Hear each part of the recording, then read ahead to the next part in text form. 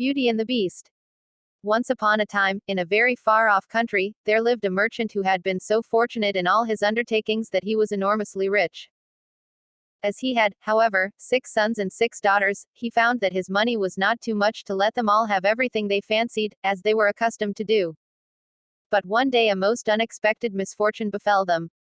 Their house caught fire and was speedily burnt to the ground, with all the splendid furniture, the books, pictures, gold, silver, and precious goods it contained, and this was only the beginning of their troubles.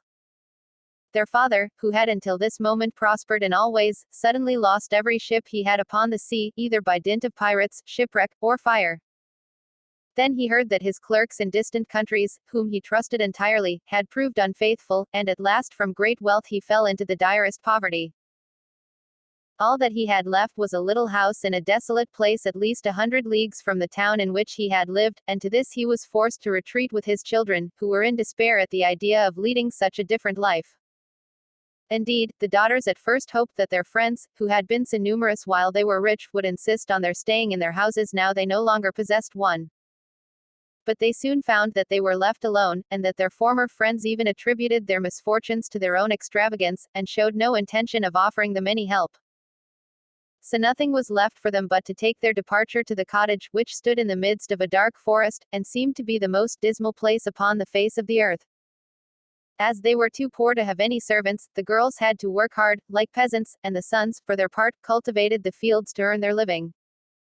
Roughly clothed, and living in the simplest way, the girls regretted unceasingly the luxuries and amusements of their former life, only the youngest tried to be brave and cheerful.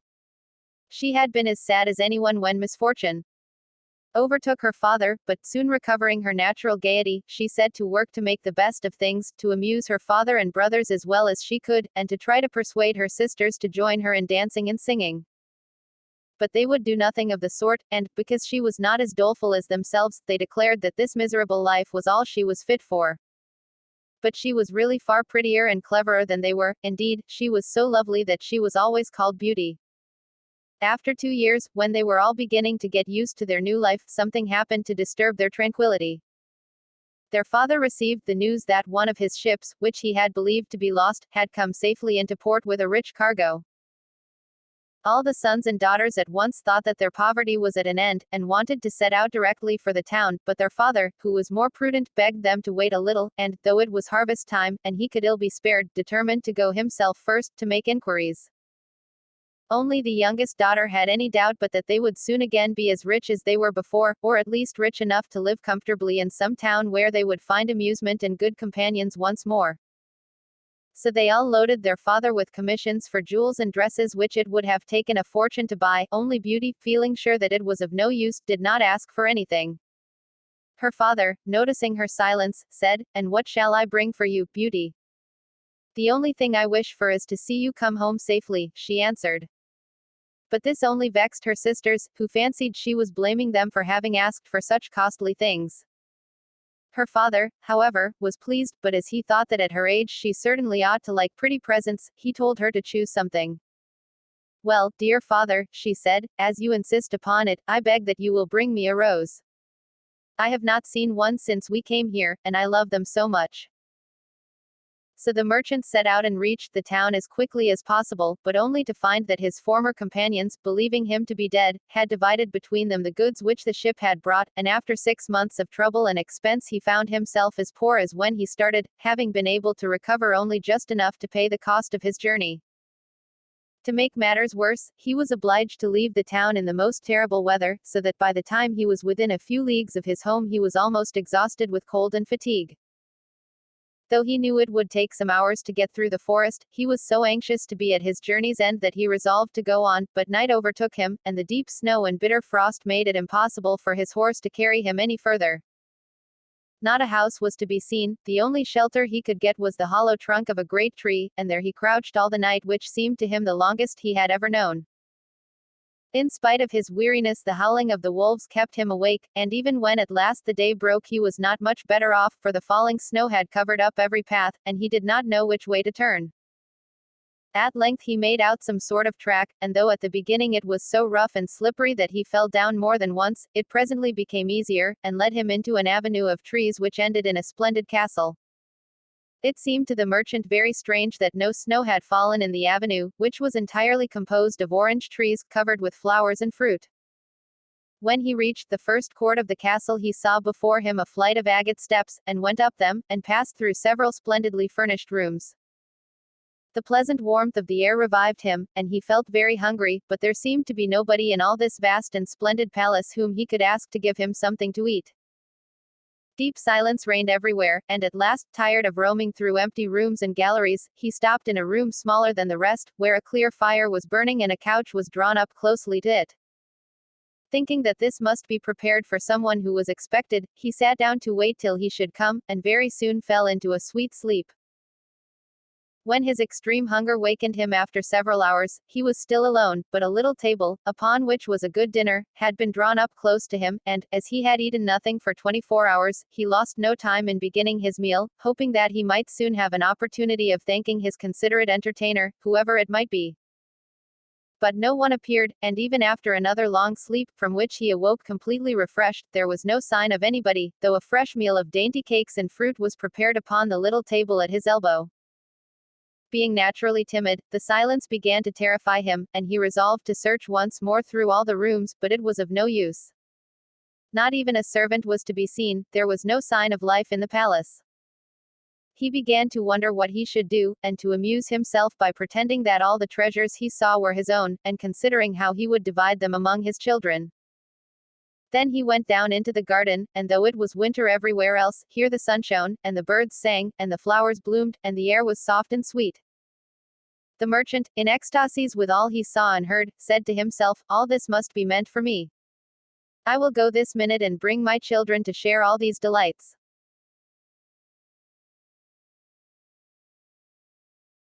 In spite of being so cold and weary when he reached the castle, he had taken his horse to the stable and fed it. Now he thought he would saddle it for his homeward journey, and he turned down the path which led to the stable. This path had a hedge of roses on each side of it, and the merchant thought he had never seen or smelt such exquisite flowers. They reminded him of his promise to Beauty, and he stopped and had just gathered one to take to her when he was startled by a strange noise behind him. Turning round, he saw a frightful beast, which seemed to be very angry and said, in a terrible voice, "Who told you that you might gather my roses?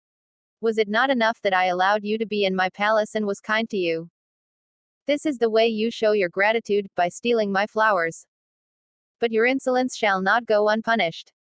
The merchant, terrified by these furious words, dropped the fatal rose, and, throwing himself on his knees, cried, "Pardon me, noble sir.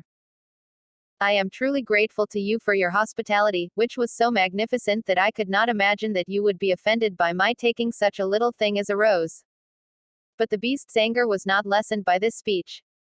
"You are very ready with excuses and flattery," he cried, "but that will not save you from the death you deserve." "Alas," thought the merchant, "if my daughter could only know what danger her rose has brought me into." And in despair he began to tell the beast all his misfortunes, and the reason of his journey, not forgetting to mention Beauty's request. "A king's ransom would hardly have procured all that my other daughters asked," he said, "but I thought that I might at least take Beauty her rose. I beg you to forgive me, for you see I meant no harm." The beast considered for a moment, and then he said, in a less furious tone, "I will forgive you on one condition, that is, that you will give me one of your daughters." "Ah!" cried the merchant, "if I were cruel enough to buy my own life at the expense of one of my children's, what excuse could I invent to bring her here?" "No excuse would be necessary," answered the beast. "If she comes at all, she must come willingly. On no other condition will I have her. See if any one of them is courageous enough, and loves you well enough to come and save your life. You seem to be an honest man, so I will trust you to go home. I give you a month to see if either of your daughters will come back with you and stay here, to let you go free. If neither of them is willing, you must come alone, after bidding them goodbye forever, for then you will belong to me.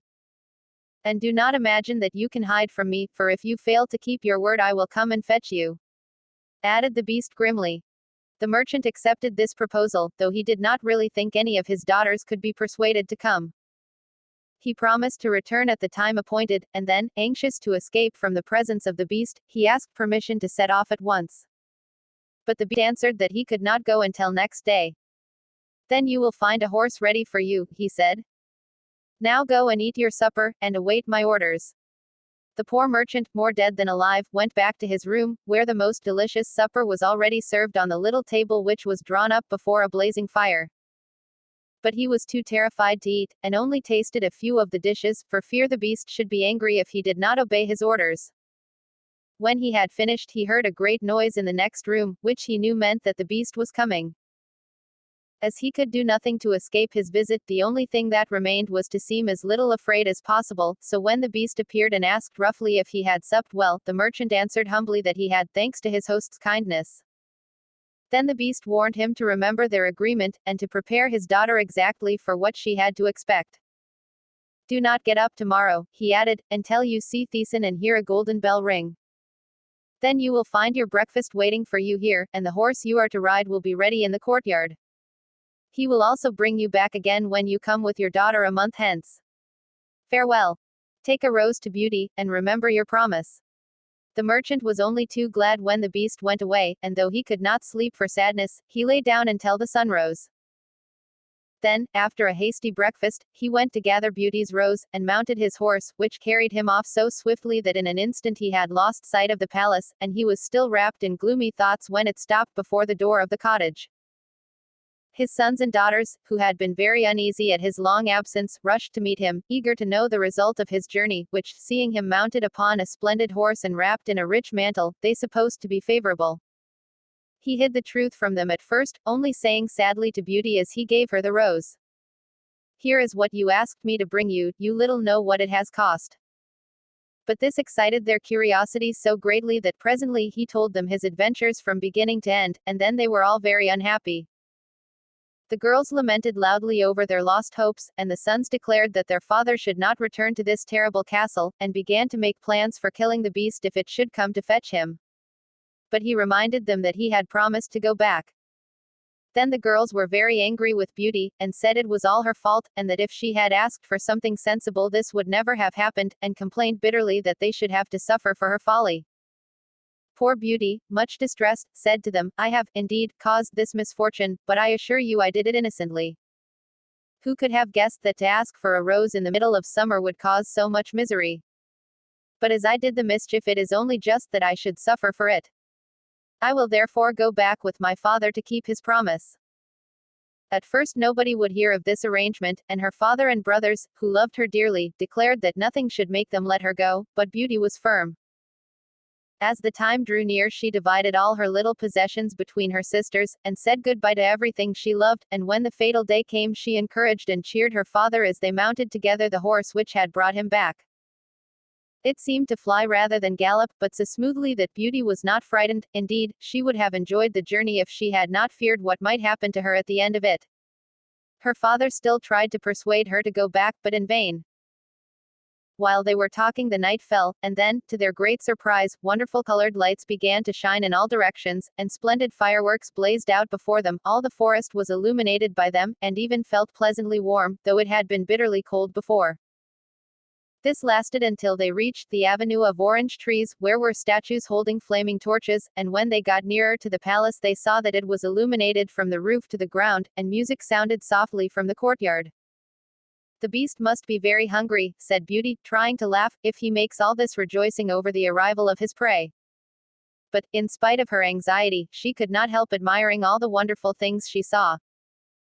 The horse stopped at the foot of the flight of steps leading to the terrace, and when they had dismounted her father led her to the little room he had been in before, where they found a splendid fire burning, and the table daintily spread with a delicious supper. The merchant knew that this was meant for them, and Beauty, who was rather less frightened now that she had passed through so many rooms and seen nothing of the beast, was quite willing to begin, for her long ride had made her very hungry. But they had hardly finished their meal when the noise of the beast's footsteps was heard approaching, and Beauty clung to her father in terror, which became all the greater when she saw how frightened he was. But when the beast really appeared, though she trembled at the sight of him, she made a great effort to hide her terror, and saluted him respectfully. This evidently pleased the beast. After looking at her he said, in a tone that might have struck terror into the boldest heart though he did not seem to be angry, "Good evening, old man." "Good evening, Beauty." The merchant was too terrified to reply, but Beauty answered sweetly, "Good evening, beast. Have you come willingly?"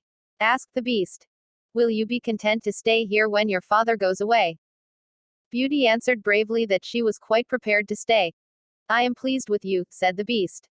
"As you have come of your own accord, you may stay.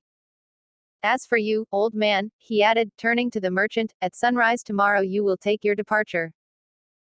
When the bell rings, get up quickly and eat your breakfast, and you will find the same horse waiting to take you home, but remember that you must never expect to see my palace again."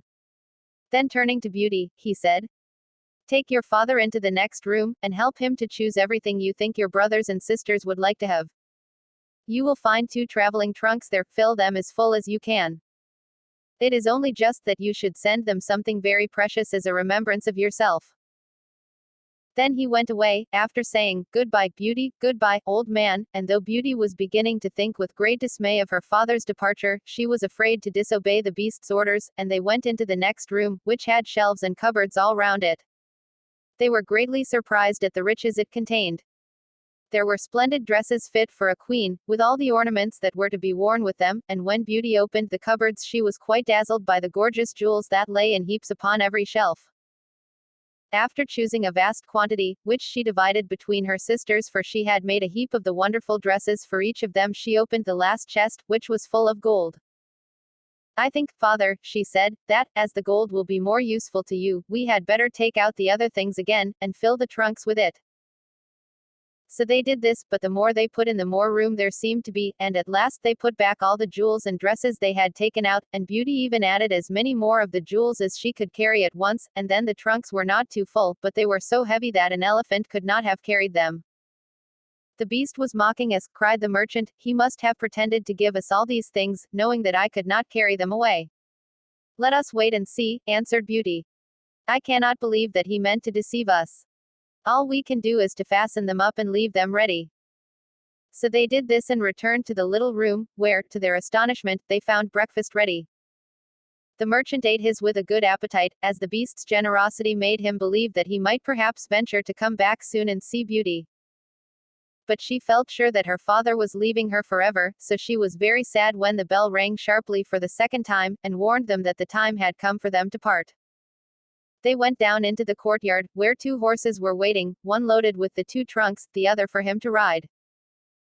They were pawing the ground in their impatience to start, and the merchant was forced to bid Beauty a hasty farewell, and as soon as he was mounted he went off at such a pace that she lost sight of him in an instant.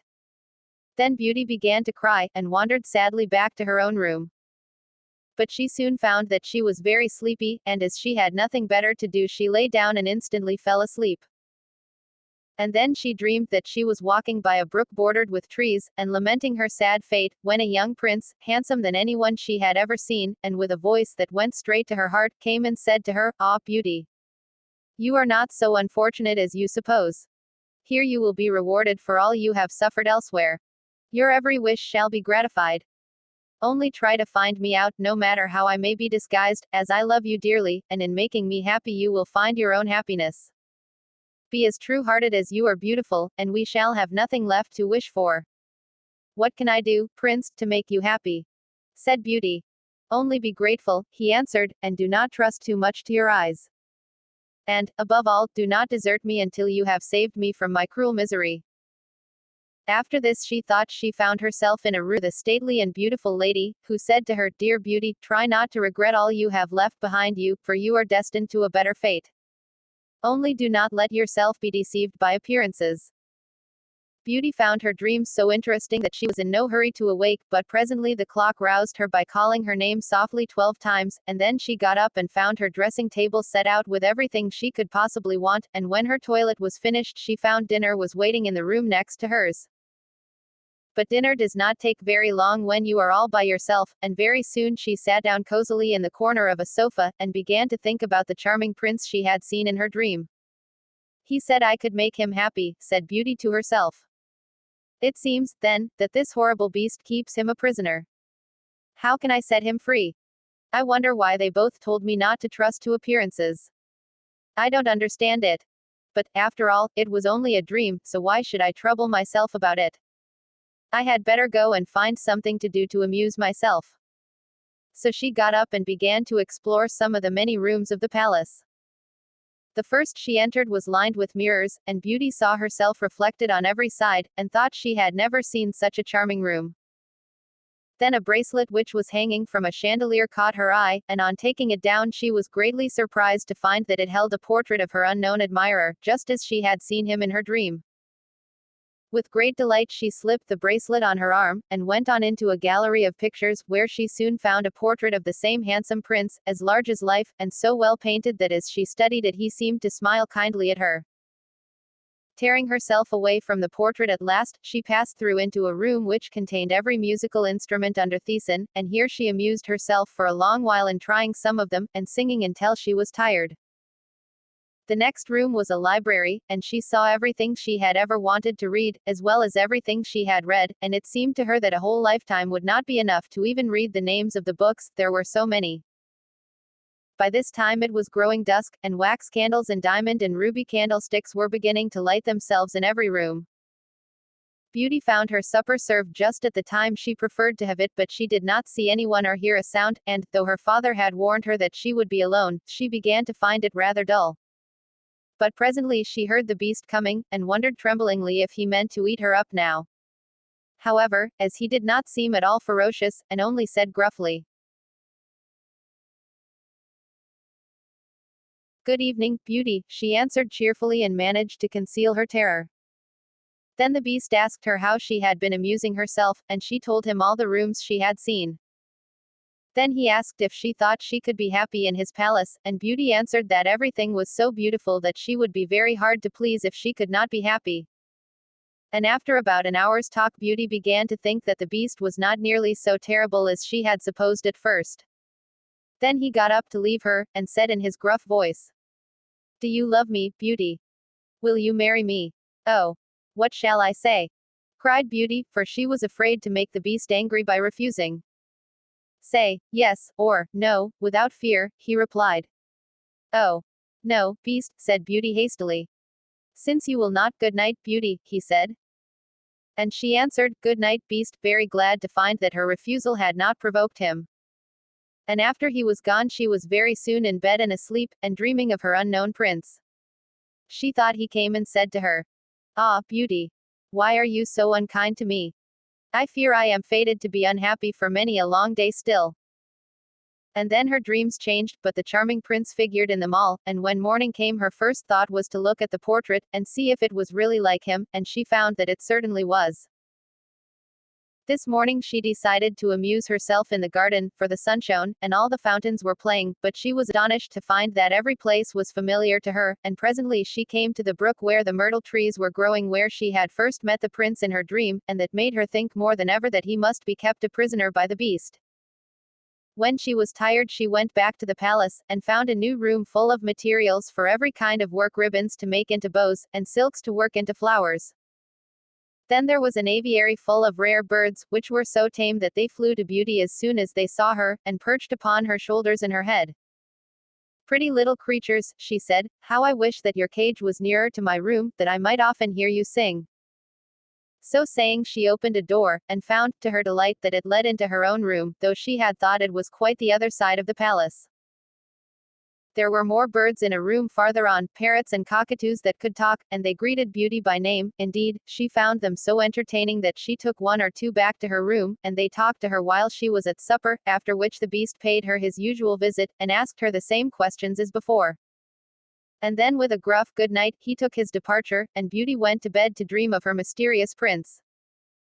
The days passed swiftly in different amusements, and after a while Beauty found out another strange thing in the palace, which often pleased her when she was tired of being alone. There was one room which she had not noticed particularly. It was empty, except that under each of the windows stood a very comfortable chair, and the first time she had looked out of the window it had seemed to her that a black curtain prevented her from seeing anything outside. But the second time she went into the room, happening to be tired, she sat down in one of the chairs, when instantly the curtain was rolled aside, and a most amusing pantomime was acted before her. There were dances, and colored lights, and music, and pretty dresses, and it was all so gay that Beauty was in ecstasies. After that she tried the other 7 windows in turn, and there was some new and surprising entertainment to be seen from each of them, so that Beauty never could feel lonely any more. Every evening after supper the beast came to see her, and always before saying good night asked her in his terrible voice, "Beauty, will you marry me?" And it seemed to Beauty, now she understood him better, that when she said, "No, beast," he went away quite sad. But her happy dreams of the handsome young prince soon made her forget the poor beast, and the only thing that at all disturbed her was to be constantly told to distrust appearances, to let her heart guide her, and not her eyes, and many other equally perplexing things, which, consider as she would, she could not understand. So everything went on for a long time, until at last, happy as she was, Beauty began to long for the sight of her father and her brothers and sisters, and one night, seeing her look very sad, the beast asked her what was the matter. Beauty had quite ceased to be afraid of him. Now she knew that he was really gentle in spite of his ferocious looks and his dreadful voice. So she answered that she was longing to see her home once more. Upon hearing this the beast seemed sadly distressed, and cried miserably. "Ah! Beauty, have you the heart to desert an unhappy beast like this? What more do you want to make you happy? Is it because you hate me that you want to escape?" "No, dear beast," answered Beauty softly, "I do not hate you, and I should be very sorry never to see you any more, but I long to see my father again. Only let me go for 2 months, and I promise to come back to you and stay for the rest of my life." The beast, who had been sighing dolefully while she spoke, now replied, "I cannot refuse you anything you ask, even though it should cost me my life. Take the 4 boxes you will find in the room next to your own, and fill them with everything you wish to take with you. But remember your promise and come back when the 2 months are over, or you may have cause to repent it, for if you do not come in good time you will find your faithful beast dead. You will not need any chariot to bring you back. Only say goodbye to all your brothers and sisters the night before you come away, and when you have gone to bed turn this ring round upon your finger and say firmly, 'I wish to go back to my palace and see my beast again.' Good night, Beauty. Fear nothing, sleep peacefully, and before long you shall see your father once more." As soon as Beauty was alone she hastened to fill the boxes with all the rare and precious things she saw about her, and only when she was tired of heaping things into them did they seem to be full. Then she went to bed, but could hardly sleep for joy. And when at last she did begin to dream of her beloved prince she was grieved to see him stretched upon a grassy bank, sad and weary, and hardly like himself. "What is the matter?" she cried. He looked at her reproachfully, and said, "How can you ask me, cruel one? Are you not leaving me to my death perhaps?" "Ah! Don't be so sorrowful," cried Beauty, "I am only going to assure my father that I am safe and happy. I have promised the beast faithfully that I will come back, and he would die of grief if I did not keep my word." "What would that matter to you?" said the prince. "Surely you would not care."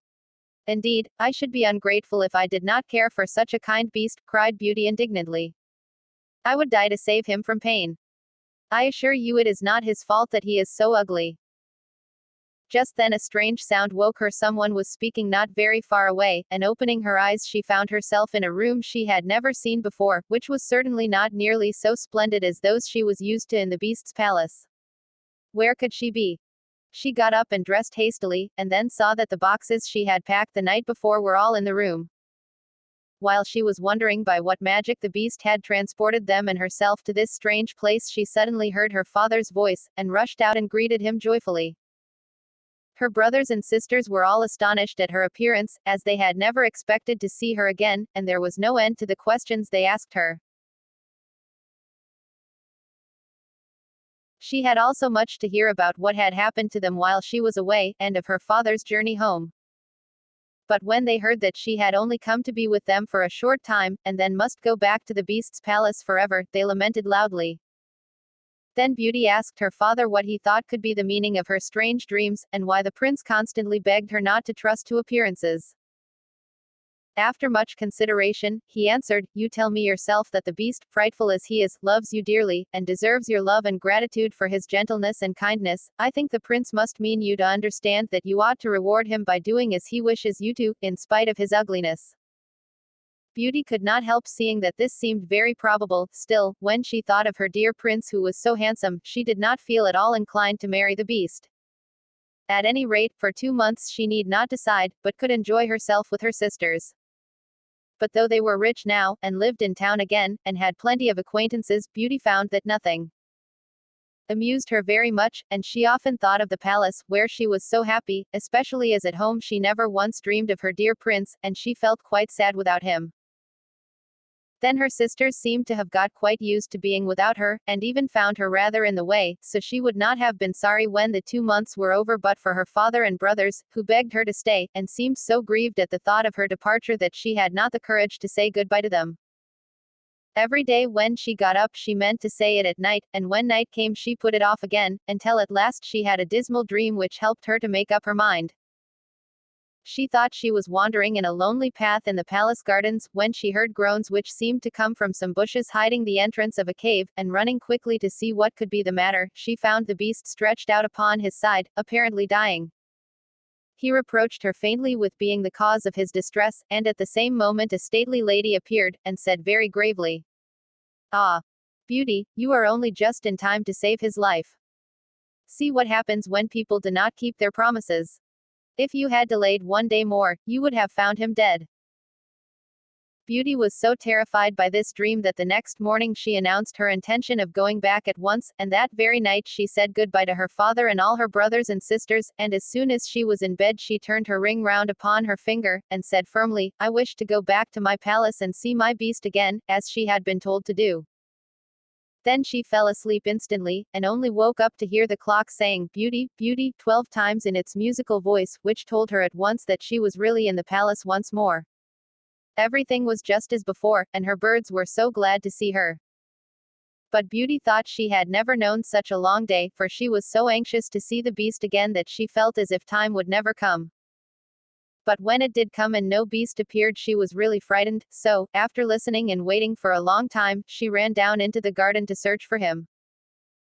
Up and down the paths and avenues ran poor Beauty, calling him in vain, for no one answered, and not a trace of him could she find, until at last, quite tired, she stopped for a minute's rest, and saw that she was standing opposite the shady path she had seen in her dream.